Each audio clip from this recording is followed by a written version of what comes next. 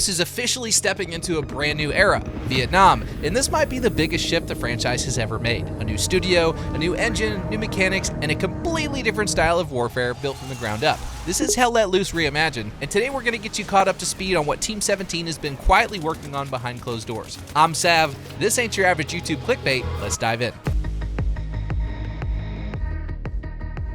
Now before we jump into the details, quick heads up, if you're new here, this channel is where I'll be covering all upcoming games, big announcements, reviews, and walkthroughs, stuff like this. My main channel is where I focus almost entirely on Grand Theft Auto 6, so if you want to check that out, the link is in the description. And if you want more breakdowns like this in the future, make sure you're subscribed here. Alright, let's get into it. So Team 17 just dropped a new gameplay trailer for Hell Let Loose Vietnam, which was announced about 3 months ago, and the direction they're taking is immediately clear. This is being built by a new internal Team 17 studio using Unreal Engine 5, running on an entirely new codebase, with over a year in development already behind it. Everything shown in the trailer points to a fresh start: thicker foliage, heavier shadows, more aggressive lighting, improved sound barrier, and a pace that feels very, very different from the World War II version. And one of the biggest changes comes from one of the new mechanics, starting with tunnels. The MVA and Viet Cong can build tunnel networks during a match. These tunnels act as hidden movement routes with fallback positions and staging points for ambushes. There may even be a FOB or garrison aspect to it, so hunting down tunnels may be key to a US victory. I can totally see tunnel rats being a thing. Not the actual rat, but an unlucky US soldier with a flashlight in a 1911.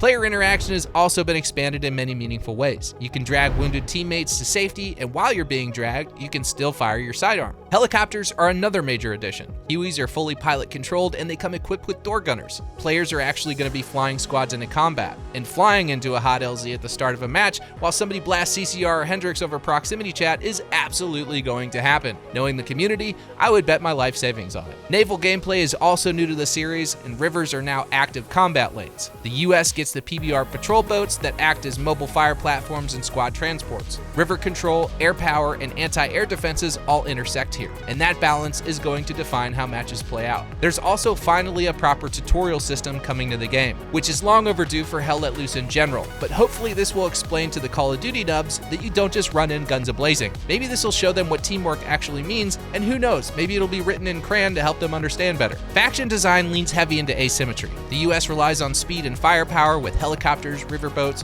western weapons, and fast repositioning, while the MVA and Viet Cong fight through concealment and control the environment. They're going to be relying heavily on tunnels, traps, Soviet and Chinese designed weapons, and anti-air systems. The two sides will play completely differently, and that's the point. The maps reinforce that difference. At launch, Hell Let Loose Vietnam ships with 6 maps across jungles, highlands, coastal regions, urban areas, grasslands, and river-dense zones. Visibility will be extremely limited in some of these areas. Vegetation in the jungle is thick, but the jungles look incredible. Unreal Engine 5 is doing a lot of heavy lifting here. Ray tracing and ambient lighting sell the environment in a way that the original game simply couldn't. Light filters through trees, smoke hangs in the air, shadows break up sightlines. You'll hear danger likely before you see it, and with ghillie suits being confirmed, it's likely that in environments this dense, if someone stops moving, they basically stop existing. Weapons and gear lean into close-range brutality, bayonets are visible on multiple weapons, and with how tight these spaces are, it's hard to imagine they won't play an active role. Gore is also very much back as well. In one clip, you can clearly see someone lose their head to a shotgun blast.